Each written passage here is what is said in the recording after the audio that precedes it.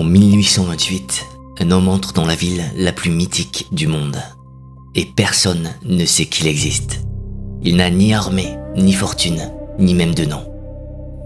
Pour tous ceux qui le croisent, il s'appelle Abdallahi, ce qui signifie l'esclave de Dieu.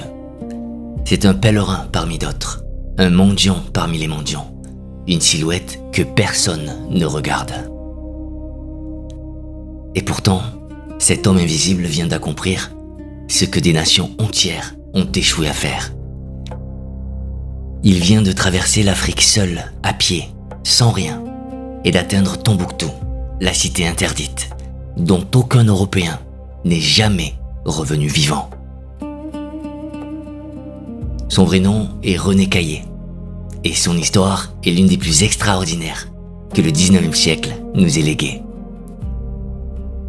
Rosé Frison-Roche, l'écrivain des montagnes et des déserts, a consacré à cet homme un livre immense, publié en 1985 et intitulé « L'esclave de Dieu ». Un livre qui est à la fois un roman d'aventure et une méditation sur l'identité, sur le prix des rêves, sur ce que l'on devient quand le masque finit par épouser le visage. Un proverbe arabe traverse tout le récit comme un fil d'or, et il dit ceci. Le haillon du mendiant est moins voyant que la tunique du roi. Toute l'aventure de René Caillé tient dans ces quelques mots. Là où les grandes expéditions armées avaient échoué par leur puissance même, lui réussira par l'effacement. Là où les uniformes et les drapeaux avaient attiré la mort, la pauvreté deviendra le plus sûr des passages. Mais au-delà de l'exploit, cette histoire pose une question qui nous concerne tous. Que se passe-t-il quand un homme se glisse si longtemps dans la peau d'un autre qu'il ne sait plus tout à fait qui il est? Quand la frontière entre la ruse et la foi, entre le personnage et la personne, se brouille dans la poussière du chemin. C'est ce que nous allons explorer ensemble. D'abord la naissance d'un rêve impossible, dans le cœur d'un enfant de rien.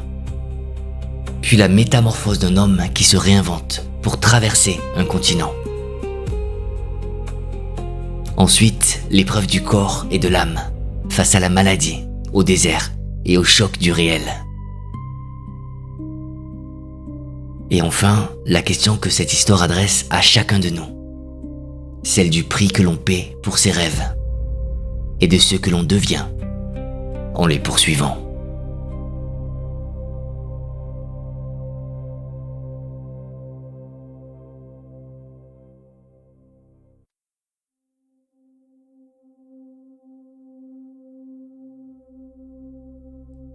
Il y a des vies qui commencent dans le silence et que rien ne prédestine à l'éclat.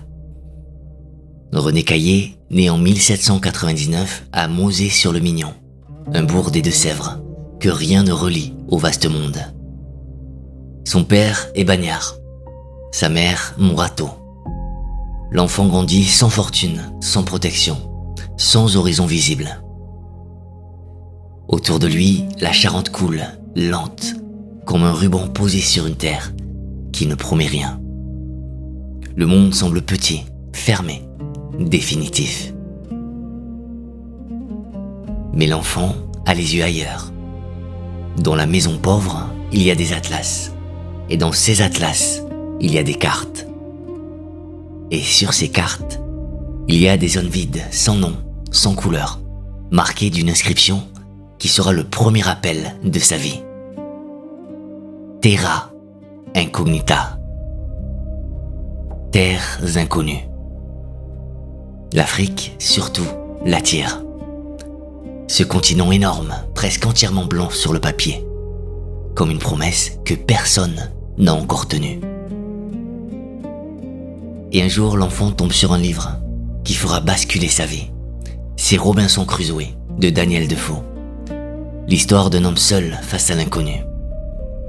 L'histoire d'un homme qui survit parce qu'il s'adapte, parce qu'il observe, parce qu'il refuse de plier.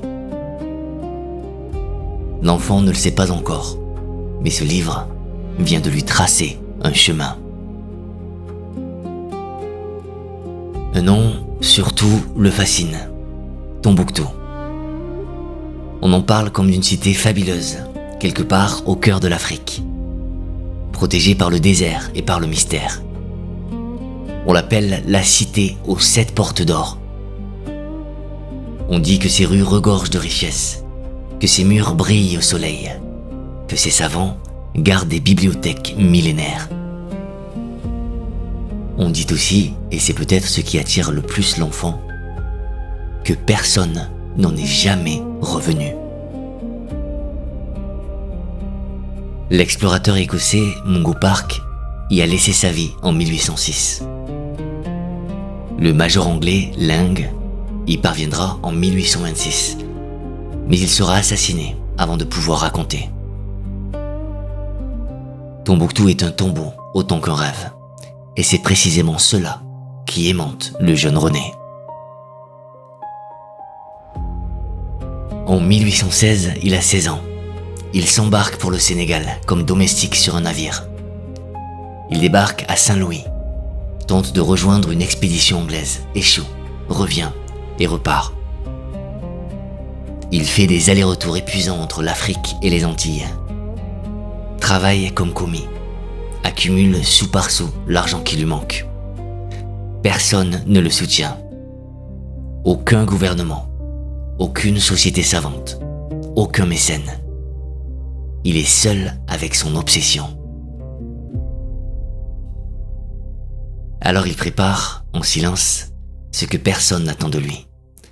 En 1824, il obtient la permission de séjourner chez les Morbrakna, au nord du Sénégal. Il se fait passer pour un Égyptien. Pendant près de 2 ans, il apprend l'arabe, mémorise le Coran, observe les coutumes, les prières, les gestes. Il forge avec une passion surhumaine l'identité qu'il protégera.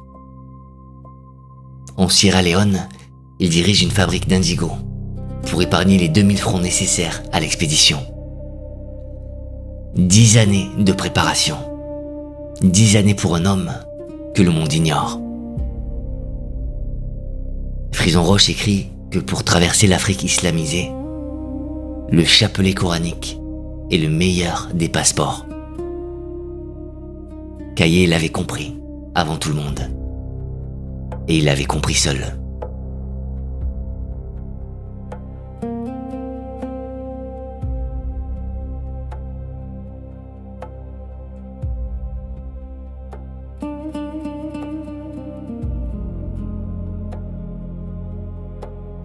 Le 19 avril 1827, un homme quitte le comptoir de Kakandi, au bord du Rio Nunez, dans l'actuelle Guinée.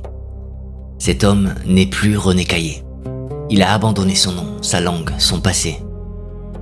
Il est désormais Abdallahi, un Égyptien musulman, pauvre et pieux, qui dit regagner sa patrie après des années de captivité chez les Français. Il porte un bambou usé, des sandales fatiguées, un chapelet qui l'égrène en murmurant des prières. Il possède quelques marchandises de pacotille, un peu de riz, et un coron dans les plis duquel il cache de petits fouillets où il note en secret tout ce qu'il voit. Ce n'est pas un déguisement, c'est une métamorphose. Caillé ne se contente pas de ressembler à un musulman, il en devient un. Il prie 5 fois par jour, il partage les repas au sol, il mendie quand il le faut, il récite les sourates sans hésitation. Frison Roche soutient dans son livre que cette conversation n'était pas seulement tactique, mais qu'elle avait fini par toucher quelque chose de profond en Caillé. Le titre même du roman porte cette ambiguïté. L'esclave de Dieu. Est-ce un masque ou un aveu? La route s'enfonce dans le continent. Caillé traverse la Guinée par le massif du Fouta Djallon, franchit des forêts épaisses, longe des fleuves, marche sous une chaleur que Frison Roche, qui a lui-même parcouru ces terres, décrit avec la précision de celui qui en connaît le poids sur les épaules. L'Afrique se déploie sous les pas d'Abdallahi, comme un monde souverain et complexe. Des peuples mandingues aux Peuls, des Bambara aux Saracolais. Chaque étape révèle des royaumes, des marchés, des coutumes, des lois. Abdallahi est tantôt accueilli avec une hospitalité somptueuse, tantôt regardé avec méfiance. Il croise des caravanes d'esclaves, des convois de sel et d'or, des marabouts, des forgerons, des commerçants qui parcourent le continent de part en part.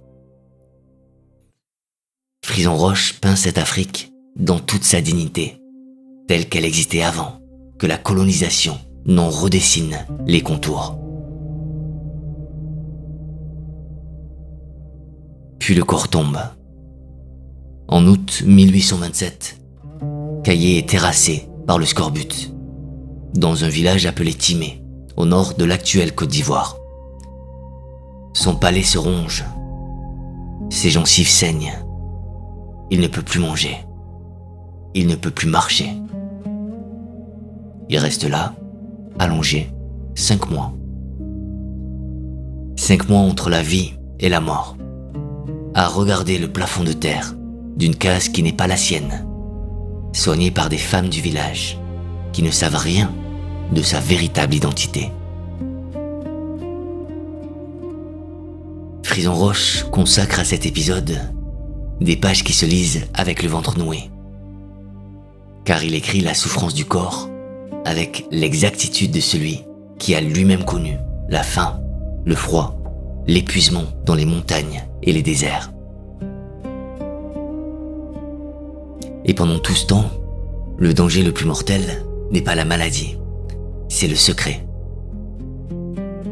Si quelqu'un le surprend en train de prendre des notes, s'il est démasqué, c'est la mort, ou pire encore, l'esclavage. Chaque ligne de son journal clandestin est un acte de courage. Chaque soir, quand il inscrit au crayon quelques mots sur ses feuillets cachés dans le courant, il joue sa vie.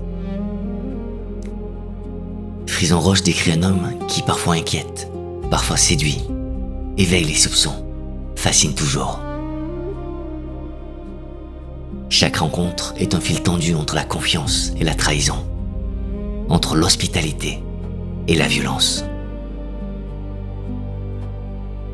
En janvier 1828, Kaye se relève. Le corps n'est plus le même, mais la volonté est intacte. Il reprend la route vers le nord, traverse le pays de Sikasso et atteint Djenné, la grande cité commerçante au bord du fleuve Bani. Là, il s'embarque sur une pirogue chargée de marchandises et d'esclaves. Pendant 1 mois, il descend le Bani puis le Niger, et chaque jour le rapproche de ce nom qui l'accompagne depuis l'enfance. Chaque jour le rapproche de Tombouctou.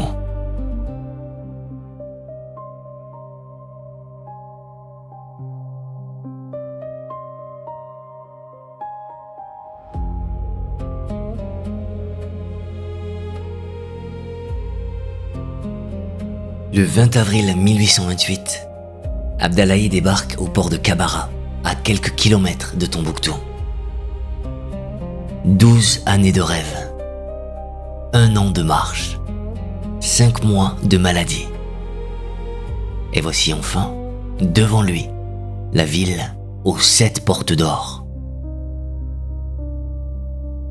Sauf qu'il n'y a pas de porte d'or.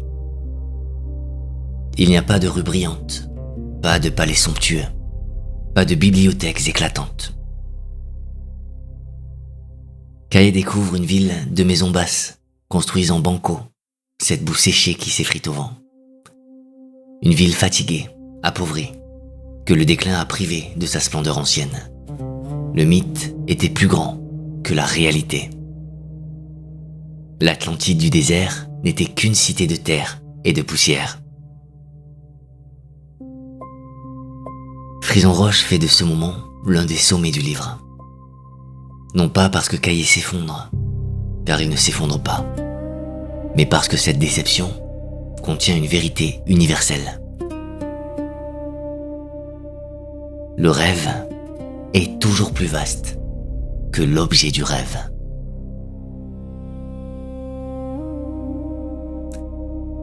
Et l'homme qui a tout donné pour une illusion ne regrette rien, car ce qu'il a traversé pour y parvenir l'a changé à jamais. Caillé observe, consigne, dessine. Il reste 2 semaines en marchant prudemment, en évitant les regards trop insistants. Puis il repart, parce que chaque jour qui passe accroît le risque d'être découvert. Le 4 mai, il se joint à une caravane qui part vers le Maroc, en traversant le Sahara.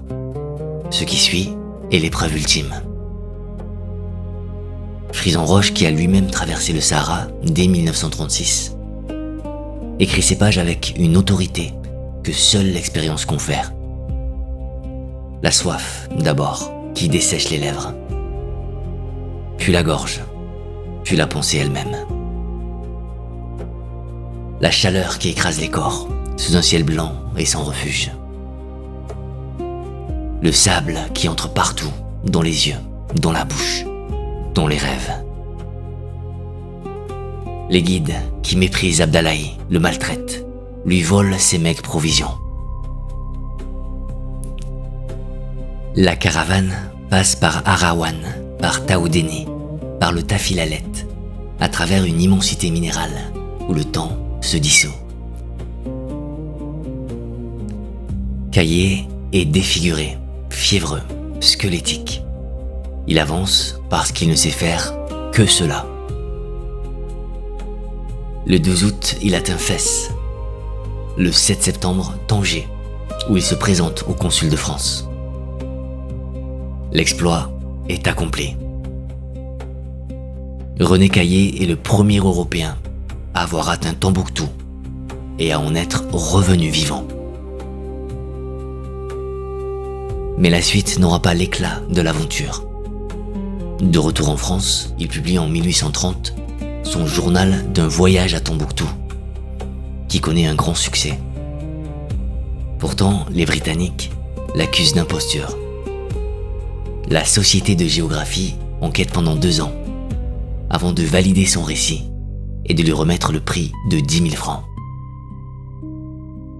Dans son journal, Caillé avait écrit qu'il ambitionnait l'honneur d'offrir un jour le fruit de quelques découvertes tentées dans des pays qui furent le tombeau de voyageurs illustres.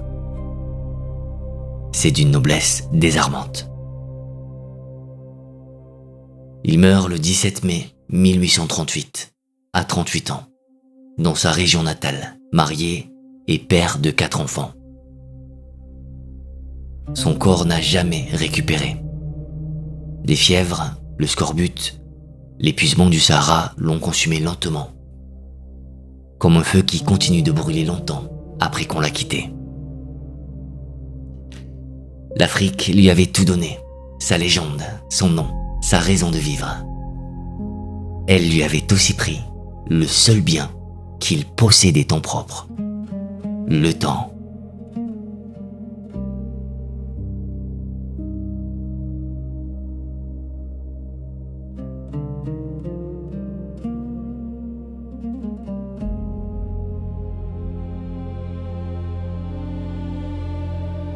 L'Esclave de Dieu est un livre sur la force paradoxale de l'humilité. Il dit que le plus grand des voyages n'a pas été accompli par la plus grande des armées, mais par le plus petit des hommes. Il dit que l'effacement peut être une forme de puissance, et la pauvreté un chemin vers l'inaccessible. C'est aussi un livre sur le vertige de l'identité. René Caillé a porté le nom d'Abdallahi si longtemps qu'une question reste ouverte quand on referme le livre. Où finissait le masque? Où commençait le visage? La conversion était-elle une ruse ou une révélation? Et au fond, est-ce que cela change quelque chose? Car ce qui importe, Frison Roche nous le montre avec une tendresse lucide, c'est que cet homme a été pleinement vivant. Il a habité chacun de ses pas. Il n'a rien traversé en touriste. Il a tout traversé en pèlerin. Et c'est enfin un livre sur le rêve et sur son prix. Tombouctou n'était pas la cité d'or. La gloire a été brève. Le corps s'est brisé. Mais l'homme a existé avec une intensité que peu de vies connaissent. Car le voyage a toujours plus de valeur que la destination. Et ce que l'on devient en marchant compte davantage que ce que l'on trouve en arrivant.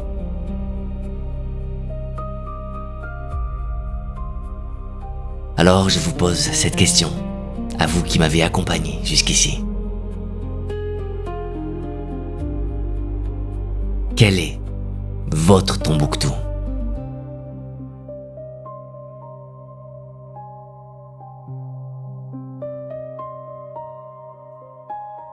Quel est ce rêve que vous portez en silence, que personne peut-être ne comprend autour de vous, mais qui donne secrètement son sens à votre vie ?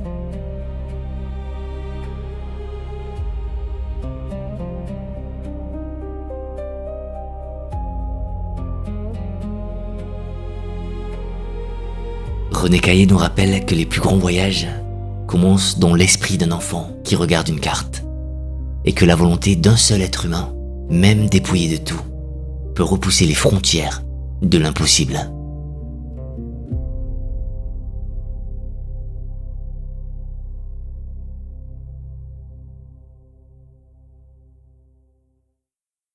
Merci d'avoir marché avec moi, de Mosée-sur-le-Mignon aux portes de Tombouctou, des forêts de Guinée aux immensités du Sahara. Si vous avez ressenti, ne serait-ce qu'un instant, le souffle du désert ou le battement d'un cœur obstiné, alors cette histoire a accompli ce qu'elle devait accomplir. Car chacun de nous porte en lui un Abdallahi, quelqu'un de plus vaste que ce que le monde perçoit, un voyageur silencieux, capable de traverser ses propres déserts, pour rejoindre, un jour, sa propre cité d'or.